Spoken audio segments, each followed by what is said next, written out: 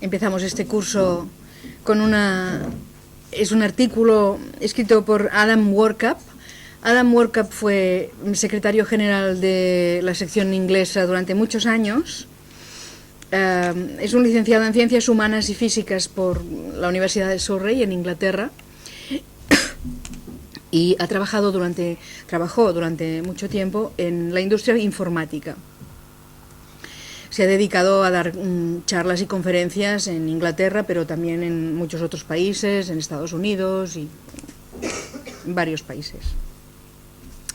El artículo que presentamos hoy, es uno que escribió hablando de, la disyuntiva. ¿Quién fue antes, el hombre o el mono? ¿Era el mono antes que el hombre o fue el hombre antes que el mono? Y empieza con una cita de la Sociedad Teosófica diciendo: el hombre en esta ronda precedió a todos los mamíferos en el reino animal, incluidos los antropoides. Estamos hablando los antropoides, los simios, los orangutanes, todo eso. Así que hoy vamos a explorar esta idea y evaluar el impacto que ha tenido en el pensamiento moderno. La señora Blavatsky, cuando escribió La doctrina secreta, estaba perfectamente al tanto de las teorías de Darwin, que en aquel momento estaban en auge, y de sus contemporáneos. Es interesante ver que la teoría de Darwin no ha cambiado mucho en estos últimos 150 años. Por otro lado, los temas tratados en la doctrina secreta siguen siendo actuales hoy en día. También es cierto que los darwinistas han ido refinando sus teorías y que actualmente hay muchísima más información empírica. Pero esto tampoco invalida las afirmaciones hechas en la doctrina secreta. Así que vamos a ver lo que dicen las teorías darwinistas. La posición darwinista fundamental dice que las especies superiores han evolucionado a partir de especies inferiores por medio de la mutación, de los procesos de selección natural y por la supervivencia de los más dotados. El más fuerte es el que gana y es el que sobrevive y los otros desaparecen. De ello se seguiría que los mamíferos evolucionaron a partir de los anfibios y de los reptiles anteriores, y que los mamíferos superiores evolucionaron a partir de los mamíferos inferiores. Y por un razonamiento similar, el hombre y los simios actuales deben de haber evolucionado a partir de un simio ancestro común de los dos. De esa manera, el hombre, según Darwin y las teorías darwinistas, es la culminación de la rama de mamíferos del reino animal, aunque parece que no hay un diseño planeado, no se ha previsto de antemano. Es decir, que, mira, ha salido así. Las pruebas en las que se basa dicha teoría son la similaridad familiar de especies relacionadas y en los restos fósiles. Este se parece a este, mira, deben ser de la misma familia. Y después los fósiles. Madame Blavatsky nunca negó la similaridad de las especies relacionadas. Pero los registros fósiles hallados en los estratos geológicos tampoco son muy concluyentes, aunque muestran de una manera evidente un desarrollo progresivo de las especies. El registro sigue siendo muy incompleto y probablemente lo seguirá siendo. Gran parte de los restos es totalmente inaccesible porque o están en el fondo del mar o están en las profundidades de la tierra. Y hace falta un terremoto, una acción geológica muy fuerte para que salgan a la superficie los viejos estratos terrestres donde están estos fósiles a partir de los cuales los científicos elaboran sus teorías. En los círculos científicos todavía se está discutiendo la genealogía del hombre. Hasta hace poco, generalmente, se aceptaba que la rama que desemboca en el Homo sapiens era el resultado de una separación entre los simios del Nuevo Mundo y los simios del Viejo Mundo, cosa que sucedió hace más de 20 billones de años. En momentos posteriores, esa línea volvió a diverger a partir de lo que más tarde serían los orangutanes y los gibones, y aún más tarde otra división para los gorilas y los chimpancés. Ese panorama está basado prácticamente en las pruebas fósiles, aunque en realidad estas pruebas fósiles no son tantas como parece que sean, son pocas. De hecho, si se recogieran todas estos fósiles, podrían caber en una caja de dimensiones reducidas. Con la biología molecular, este panorama ha cambiado un poco ahora, recientemente. Se ha comprobado que el ADN del hombre, el de los gorilas y el de los chimpancés es idéntico en un 99%. Así que algo hay, ¿no? Lo cual señala una divergencia mucho más reciente, no de hace 200 millones de años, sino que mucho más reciente de lo que se había supuesto hasta ahora. Sin embargo, la prueba a partir de la biología molecular se considera exclusivamente como una confirmación de la teoría de Darwin. Vamos a ver qué dice la doctrina secreta. La estructura teórica que presenta la doctrina secreta depende de premisas que se hallan claramente fuera del campo de la ciencia materialista. Incluyen el mundo físico, pero también el astral, y también la influencia de inteligencias distintas de la de los humanos en el conjunto del proceso evolutivo. La doctrina secreta afirma que hubo un prototipo astral de la forma física del hombre. Este prototipo precedió la aparición física de este. Y de hecho, este prototipo debía convertirse en el proyecto de todos los mamíferos antes de la aparición del hombre. Sí.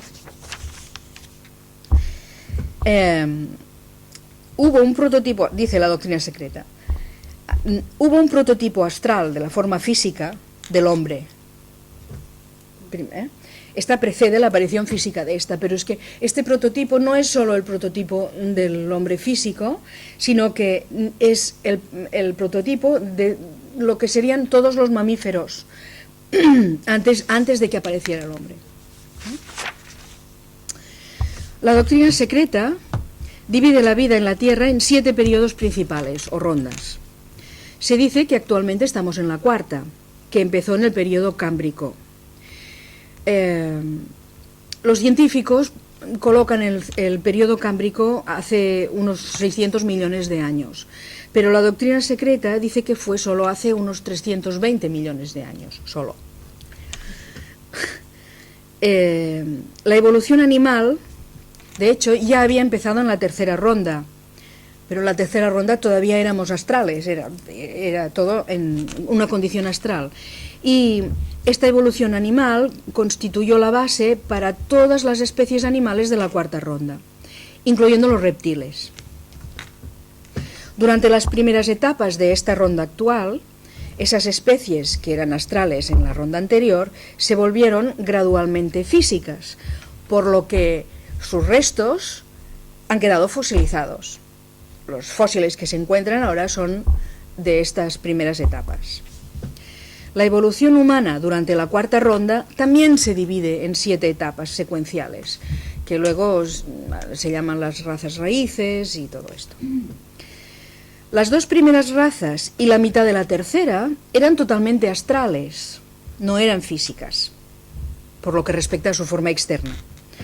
Dichas razas astrales existieron durante cientos de millones de años, aunque la doctrina secreta no da los números exactos, pero dice cientos de millones de años. Estas razas astrales. Las formas pertenecientes a la primera raza derivaron de una clase superior de seres llamados los ancestros lunares o los pitris lunares, que fueron los padres, y fueron ellos los que proporcionaron el prototipo de la forma, que no solo contenía la semilla para el desarrollo de todas las formas humanas durante toda la ronda, sino que también contenía, este prototipo contenía la semilla de todas las formas de los mamíferos. Tanto la primera como la segunda raza de esta ronda eran asexuadas y se reproducían por fisión o por brotes. La tercera raza era inicialmente hermafrodita y solo al final de la tercera se empezó a diferenciar entre macho y hembra. De la segunda raza, todavía astral, 7 ramas se convierten en el stock raíz, en el almacenamiento, el almacén raíz del desarrollo posterior de las diferentes especies de mamíferos. Al principio, este aprovisionamiento, este stock, era probablemente de carácter astral, tal como lo fue el elemento raíz humano. Pero gradualmente, durante un largo periodo de tiempo y probablemente a diferentes momentos, esos elementos se van haciendo físicos. En la doctrina secreta no se dan muchos detalles de este proceso, pero se puede ver la analogía cuando en las sesiones espiritistas se materializan formas. Un poco este proceso. Una vez el elemento raíz se vuelve físico, se produce el proceso de diferenciación, tal como lo describe Darwin. En este punto, la cuestión principal es que los mamíferos no evolucionan a partir de un linaje inferior previo, sino como un vástago del prototipo del linaje humano. El prototipo humano es el que encierra esta semilla de todos los mamíferos. Así que el mamífero sale de ahí. No es que hubiera un mamífero inferior y surge el mamífero superior, sino que es un vástago de este prototipo. Es un proceso que refleja el principio general de que la naturaleza funciona de dentro a afuera, de lo espiritual a lo material, y que la evolución sigue un plan y tiene un patrón. Durante la tercera raza, las formas humanas también empezaron a cambiar desde una condición puramente astral hacia un estado físico. Pero lo hacen más tarde que los mamíferos. Quiere decir que los mamíferos llegaron a un estado plenamente físico antes de que lo hiciera el hombre. Y por lo tanto quedaron restos de estos mamíferos animales que se fosilizaron antes de que apareciera el hombre físico. Esto es lo que crea la confusión sobre la aparición de los mamíferos antes de los hombres. La doctrina secreta afirma que a pesar de la falta de inteligencia innata, estos hombres, estas formas físicas humanas, todavía no tienen la inteligencia. Y entonces algunos humanos de la etapa final de la tercera raza se cruzan con mamíferos de apariencia simiesca. Hay un cruce porque les falta el elemento de inteligencia innata. Como tanto el hombre como el animal eran cercanos, estaban muy cerca del prototipo original, esa unión fue fértil. Y ese apareamiento resulta en una raza híbrida, que mucho más tarde, durante la cuarta raza, culmina en lo que ahora se llaman los simios inferiores. Por lo tanto, según la doctrina secreta, los simios antropoides son descendientes incluso aún más directos del hombre que otros mamíferos. El proceso del descenso desde el estado astral al físico se completa al empezar la cuarta raza. La doctrina secreta dice, y la tradición así lo afirma, que fue una raza de gigantes.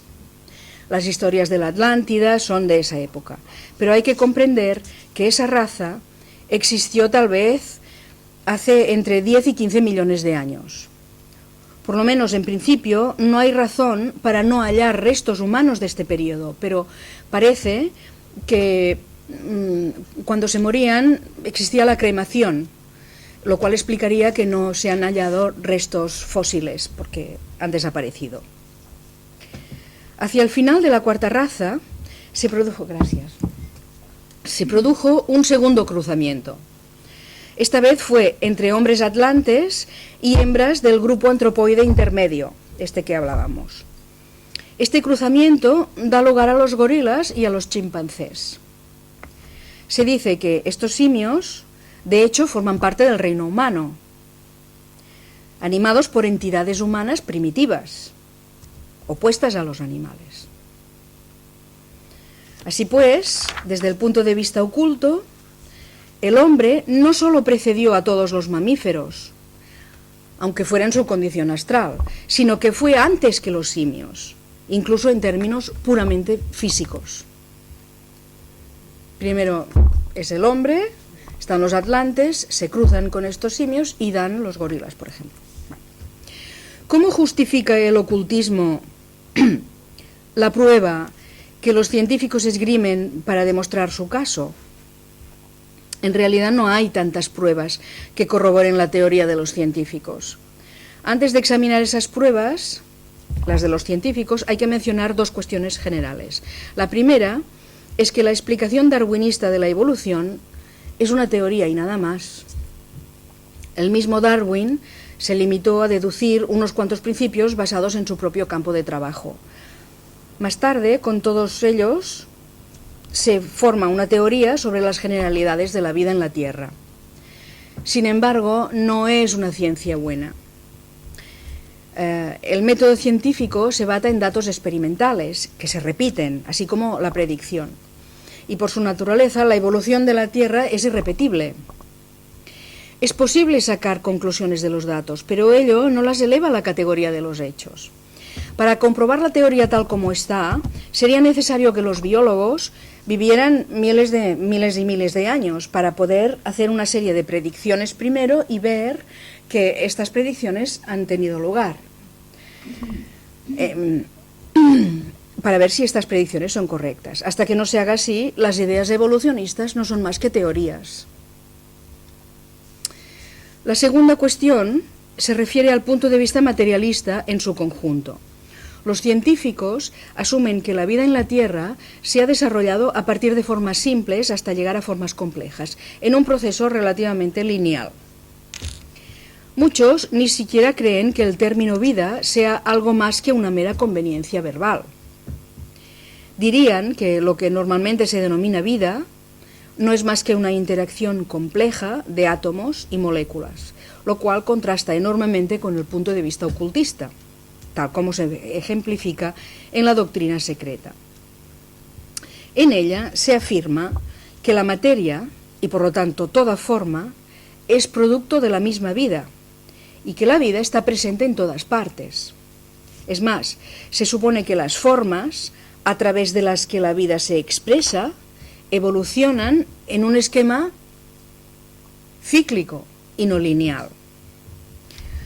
Aunque el ocultismo esté de acuerdo en que el hombre ciertamente ha evolucionado desde etapas más primitivas, no lo está con la idea de que eso ha sucedido durante la permanencia del hombre en la Tierra.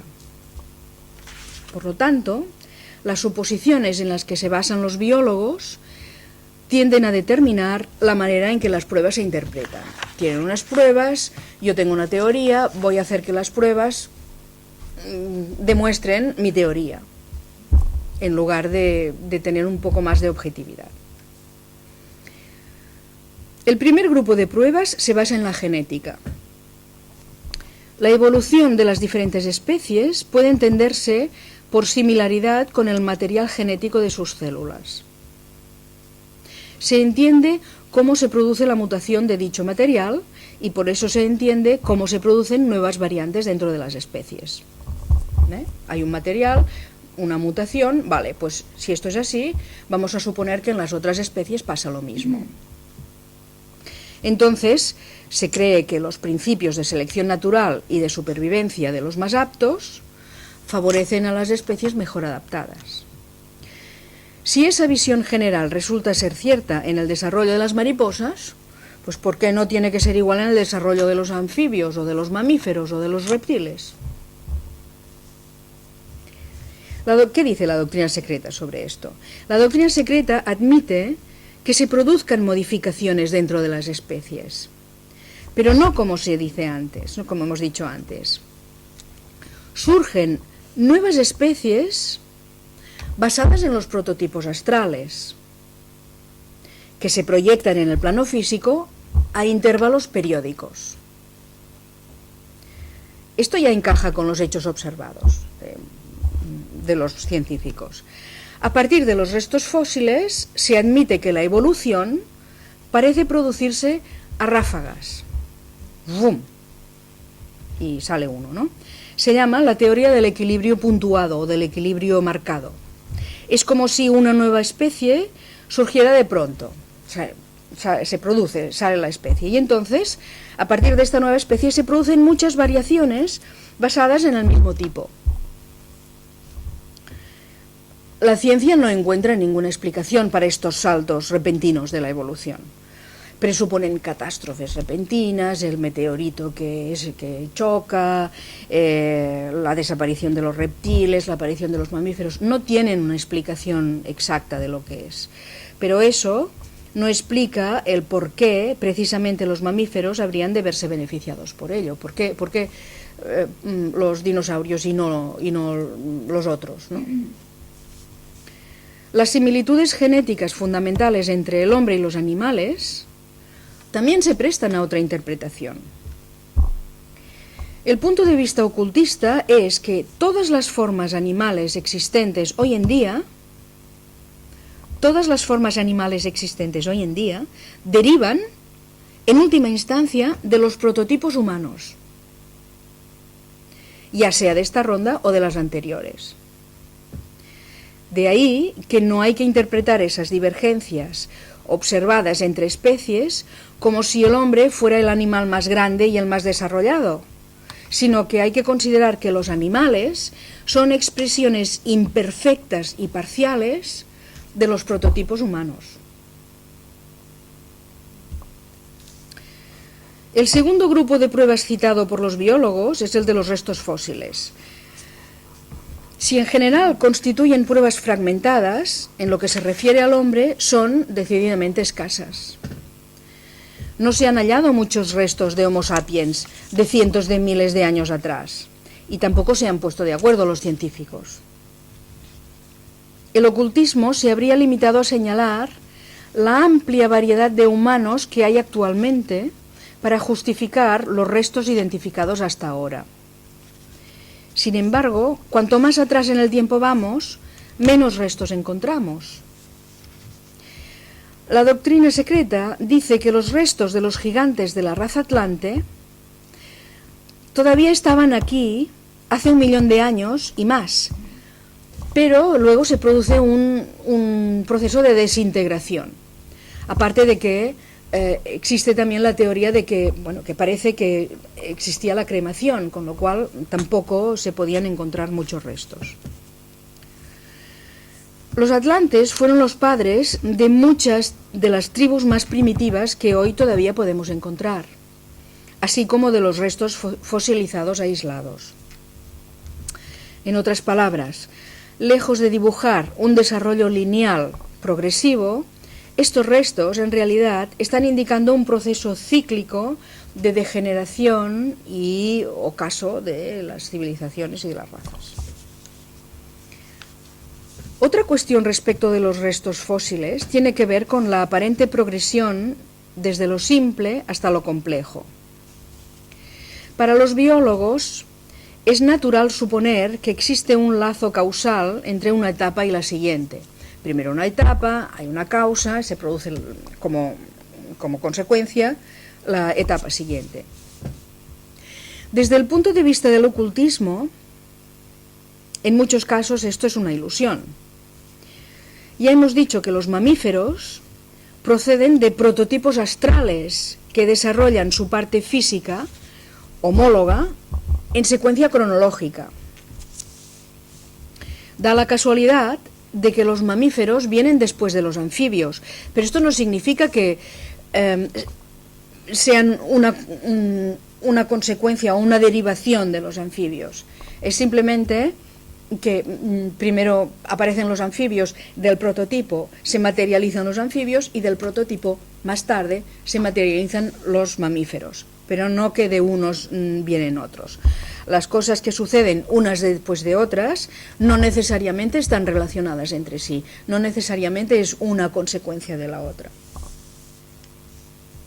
El tercer grupo de pruebas procede de la biología molecular, como ya hemos mencionado.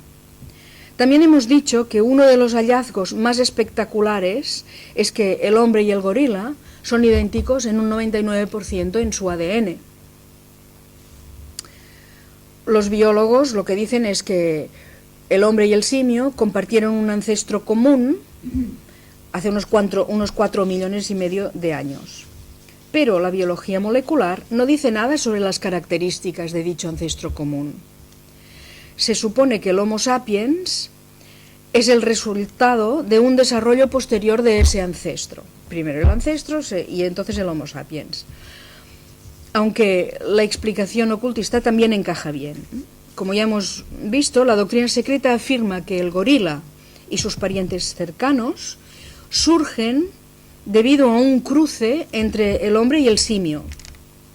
Por lo tanto, sin duda que el hombre y el gorila tienen un ancestro común, pero este ancestro común sería humano. El grupo humano continúa siendo humano y el híbrido tiende a revertir hacia el prototipo animal. En ese caso es el prototipo de la madre simiesca, ¿no? Si las dos teorías, la científica y la ocultista, se valoraran estrictamente por sus méritos, las dos aparecerían como explicaciones viables de todas estas pruebas que se dispone. La justificación que da la doctrina secreta nunca se ha escuchado. Y ahora vamos a hablar de esto. Estamos comentando en esta serie de charlas la contribución de Madame Blavatsky al pensamiento universal. Y sería legítimo preguntarse si las ideas presentadas en la doctrina secreta sobre el tema de la evolución han tenido algún impacto en el pensamiento moderno. Si tuviéramos que comparar la repercusión de la obra de Darwin, El origen de las especies, con la de la doctrina secreta sobre el mismo tema, hemos de admitir que la teoría de Darwin es la que se lleva la palma. De hecho, las teorías de Darwin son las que se enseñan en las escuelas, en las universidades, y es lo que todo el mundo cree porque se nos ha enseñado así. ¿Y quién ha oído hablar de las teorías de la evolución de la teosofía? Hay que responder que por lo menos en este campo la doctrina ocultista ha tenido poco impacto. Esto nos lleva a plantearnos otras preguntas. Por ejemplo, ¿estaba previsto que la comunidad científica empleara la doctrina secreta como fuente de información? Está claro que no. Pues no estamos comparando cosas parejas. La doctrina secreta trata de un tema mucho más amplio, el de los efectos perniciosos del materialismo científico. Puede que a Madame Blavatsky y a sus coautores reconocidos no les preocupara ningún tema en particular, sino el fundamento científico en su conjunto. Tal vez a nosotros, que hemos crecido con los resultados del materialismo científico, nos resulte difícil imaginar una época en la que los temas más importantes tratados por la ciencia engloben otra dimensión no material. Por ejemplo, no hace tanto que la ciencia y la astronomía estaban íntimamente relacionadas por la astrología. Los científicos han intentado reescribir la historia sobre este tema. Newton era un astrólogo, pero a Newton se le recuerda por los principios de física. Y los científicos dicen que su interés por la astrología era una aberración. Lo que interesa es la teoría física, o una superstición, si quieren. Nos reímos de los alquimistas porque imaginaban que los metales base podían transformarse en oro por medio de procesos químicos. También se puede decir lo mismo sobre los principios de la medicina antigua china. ¿Dónde está el chi que fluye por los meridianos? ¿Dónde están estos meridianos?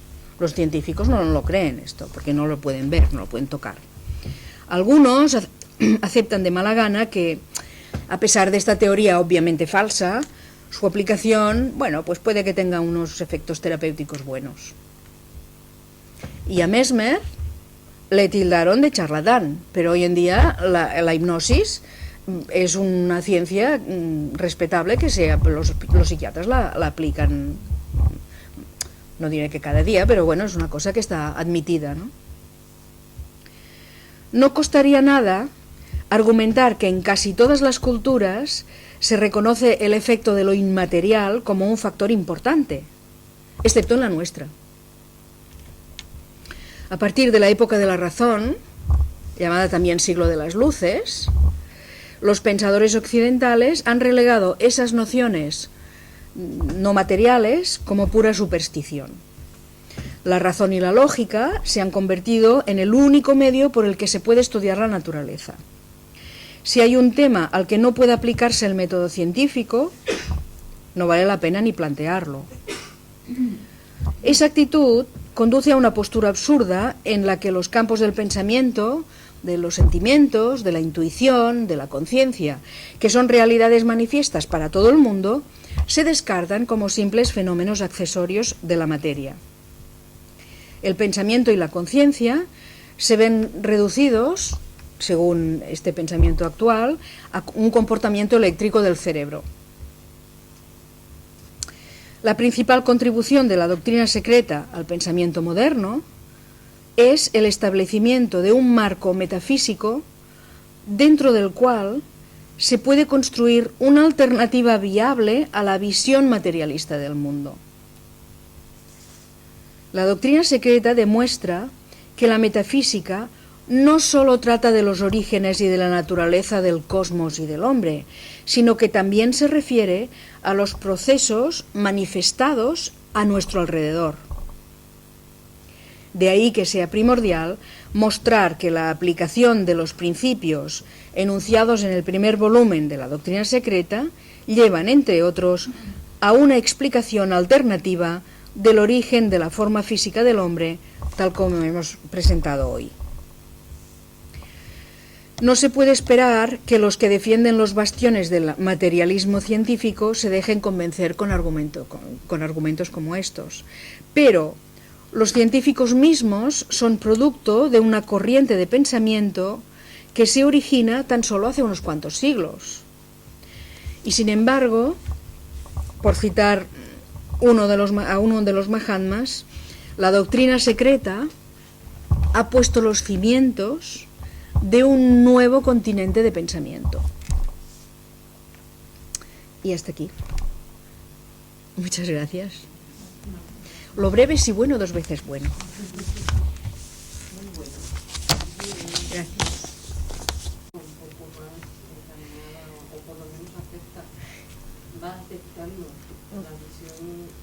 Es que no tienen más remedio. Es que gracias a Dios, ¿no? Pero vamos, ¿cuántos médicos vas a la acupuntura? Imagínate,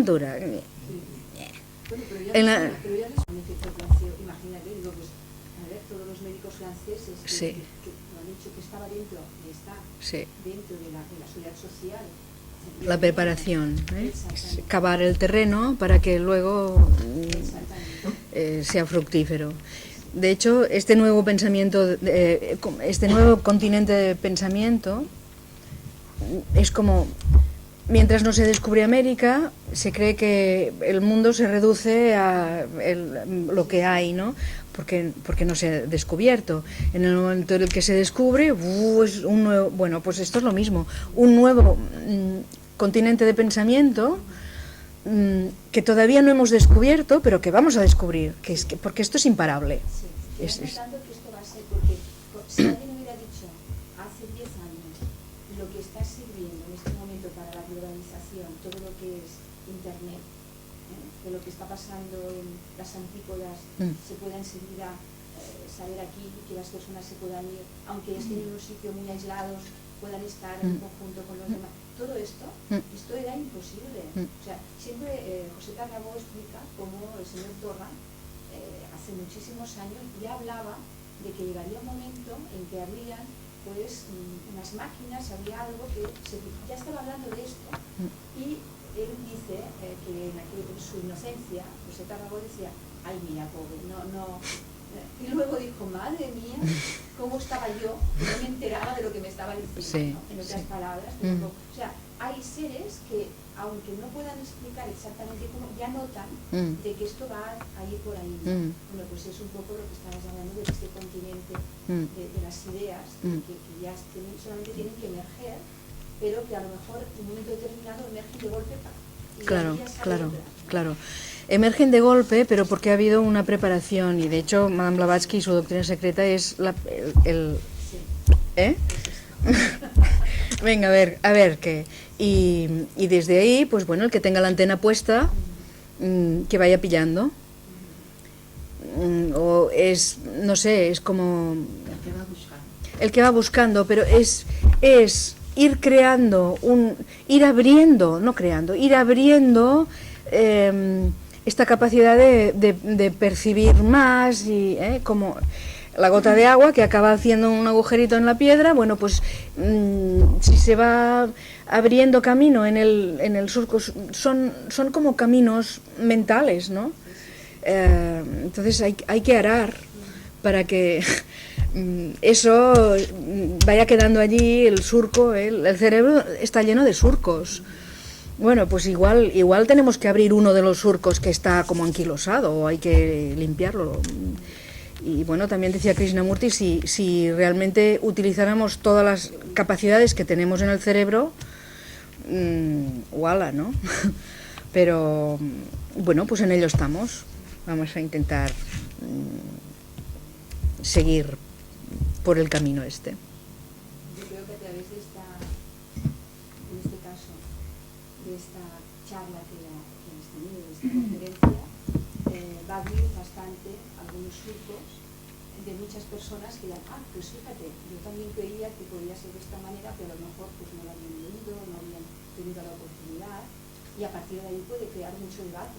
Claro. Muy interesante, y a lo mejor les cogen muchas ganas de ponerse a estudiar. Claro, a ver qué dice, a ver dónde lo dice. Sí, sí, sí, sí. O sea que invitamos a que se hagan estos debates, ¿no? Y tanto que sí. Muchas gracias. No, a vosotros, tener la paciencia de venir aquí a escuchar.